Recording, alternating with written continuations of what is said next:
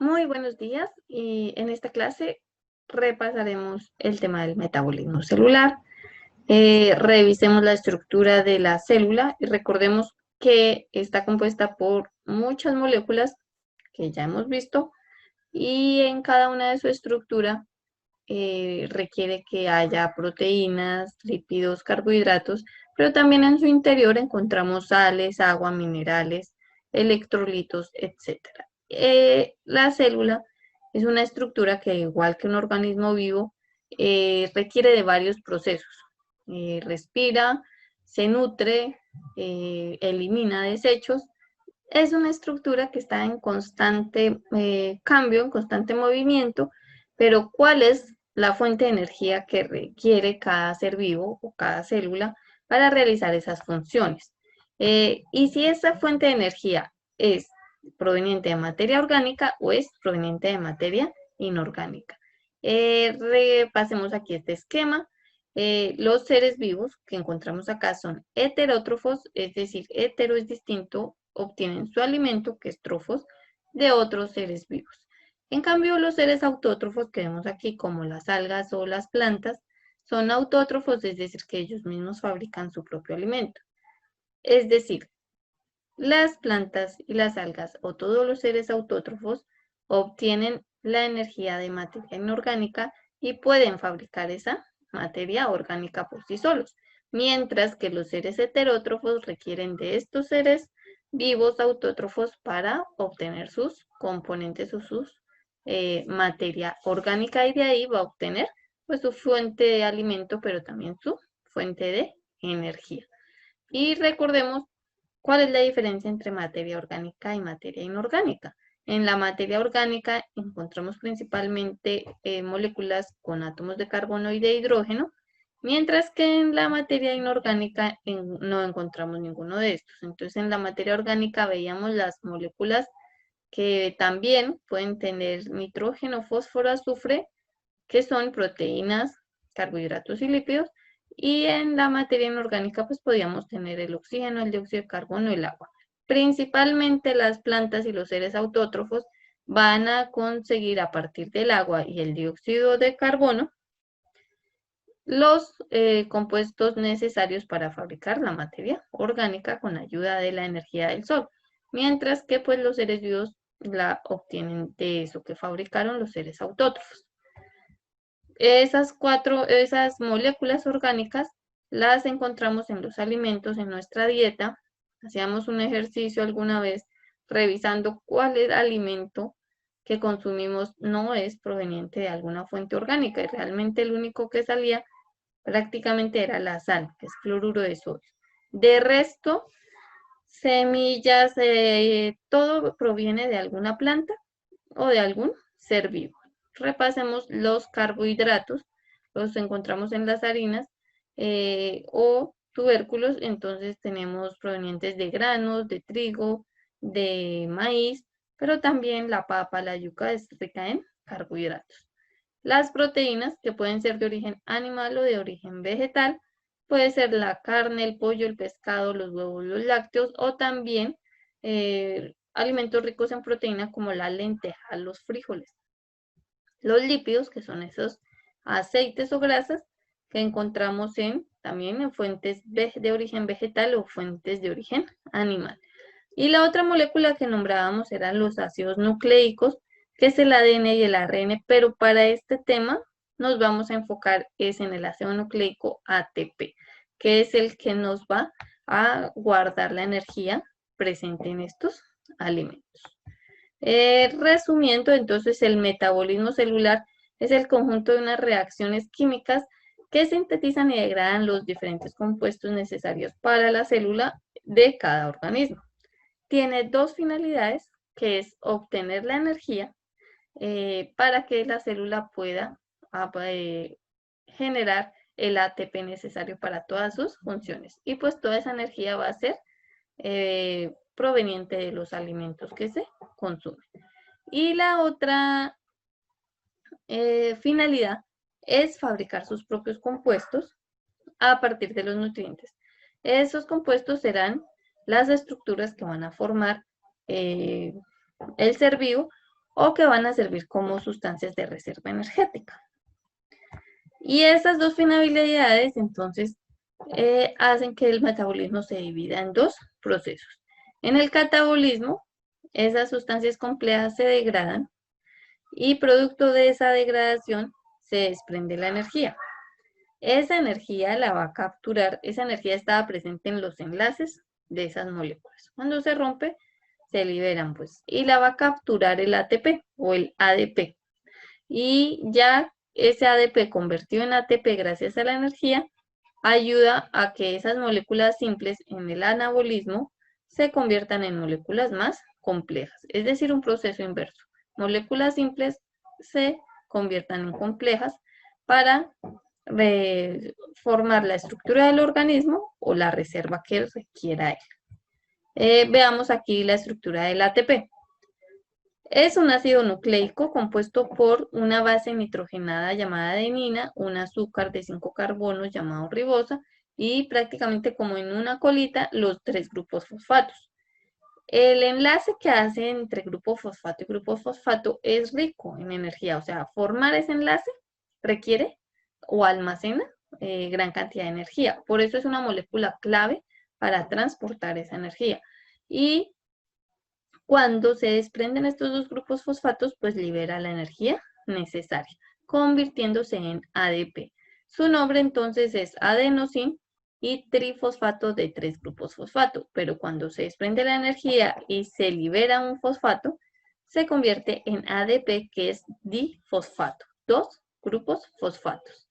Esta molécula usualmente en los textos es mencionada como moneda energética de la célula, precisamente porque funciona como un banco.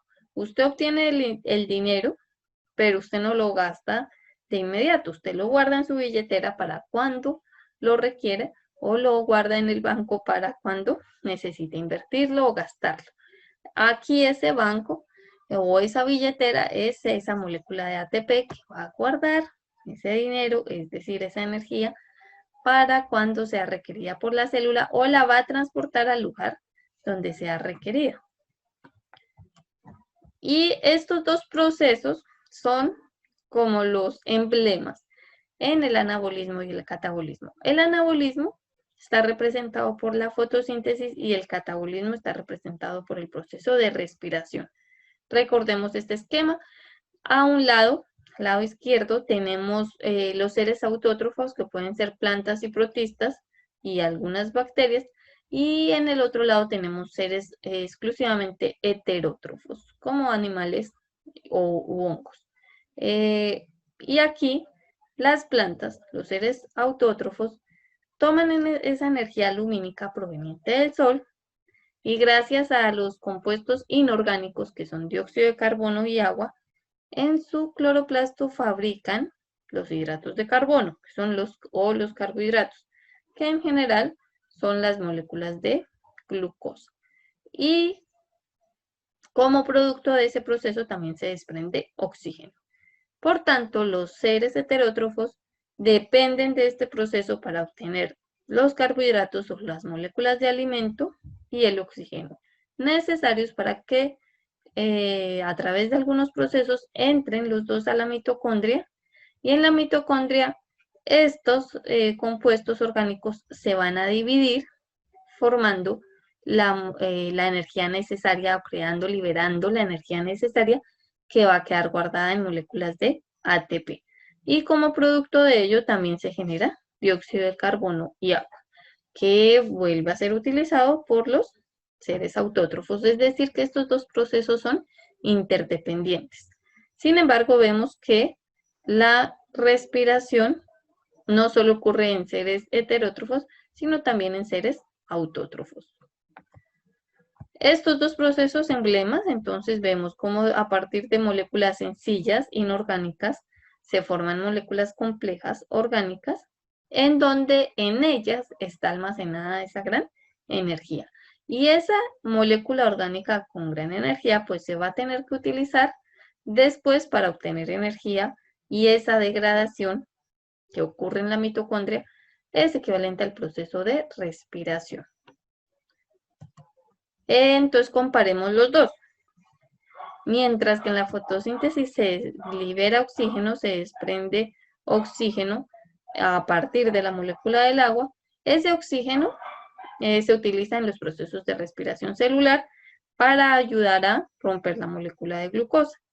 En la fotosíntesis, el dióxido de carbono, producto de la respiración celular, es utilizado para formar esa molécula de glucosa que tiene 6 carbonos. Como también en la respiración celular se produce agua, pues en la fotosíntesis ese agua va a ser aprovechada para formar esa molécula.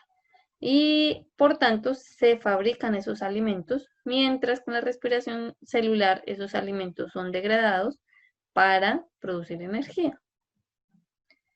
Es un proceso endotérmico y anabólico, mientras que la respiración celular es un proceso exotérmico. Revisemos esta parte en el esquema.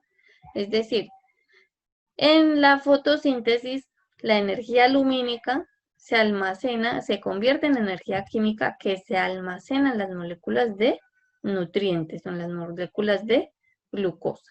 Es decir, esa energía quedó aquí almacenada.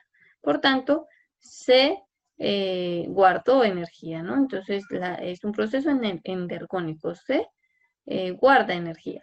Mientras que en la fotosíntesis, esa molécula altamente energética se rompe liberando la energía. Por eso la respiración es un proceso exergónico, mientras que la fotosíntesis es un proceso endergónico.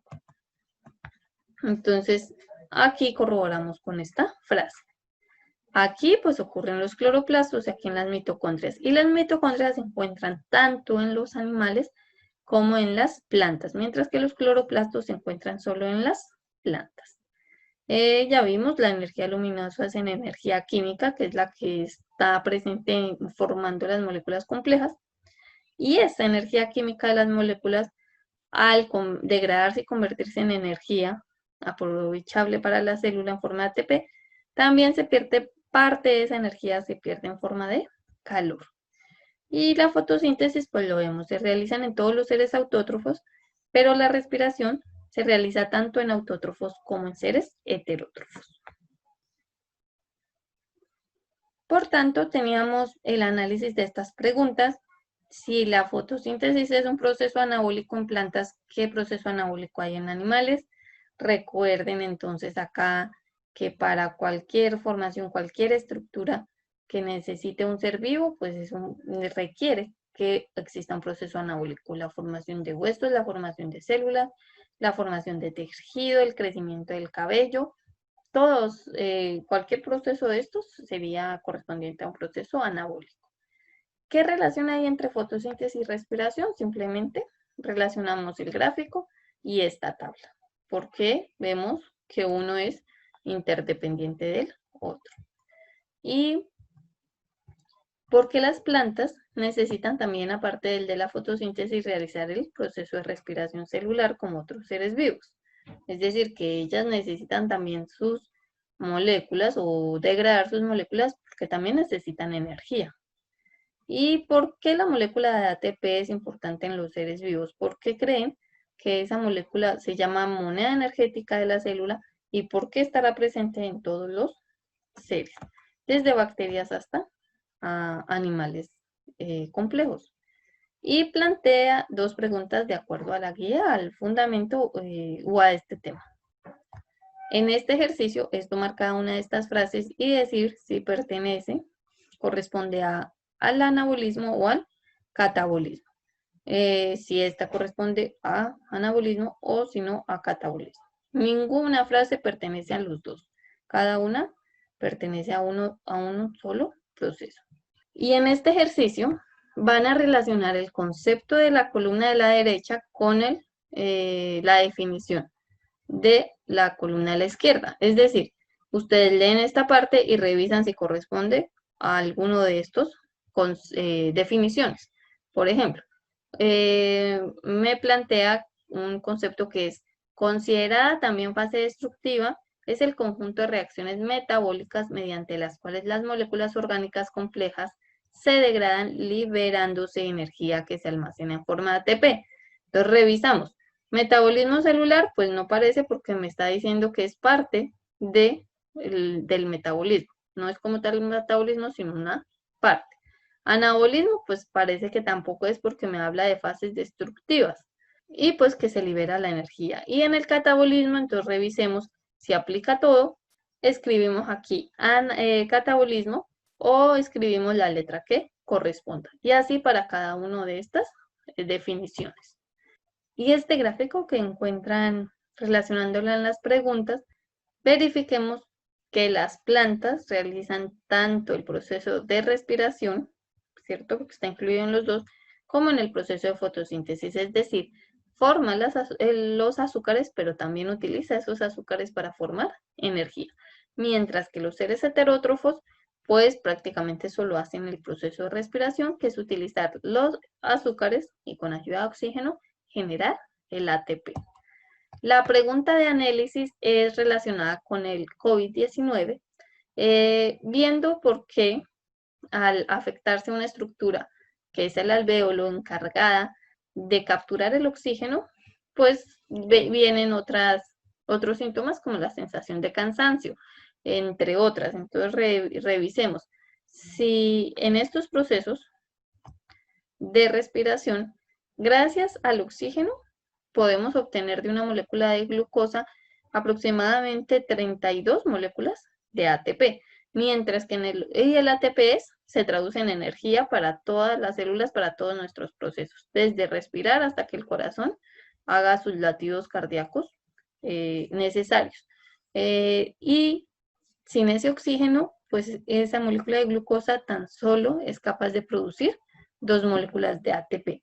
Entonces, ¿por qué al verse afectado el consumo de oxígeno o la entrada del oxígeno podría causar otra serie de sintomatología? Entonces, ustedes revisan la guía y relacionan un fenómeno con el otro.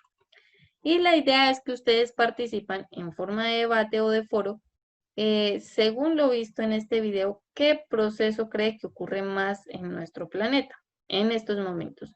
Si el de la fotosíntesis o el de la respiración. Argumenten por qué, discutan entre ustedes, planteen sus argumentos con los fenómenos que están ocurriendo para que ustedes planteen y debatan, argumenten con sus compañeros sobre este proceso. Espero entonces que el desarrollo de la guía sea de su agrado y las respuestas salgan de una buena interpretación lectora sin temor a equivocarse.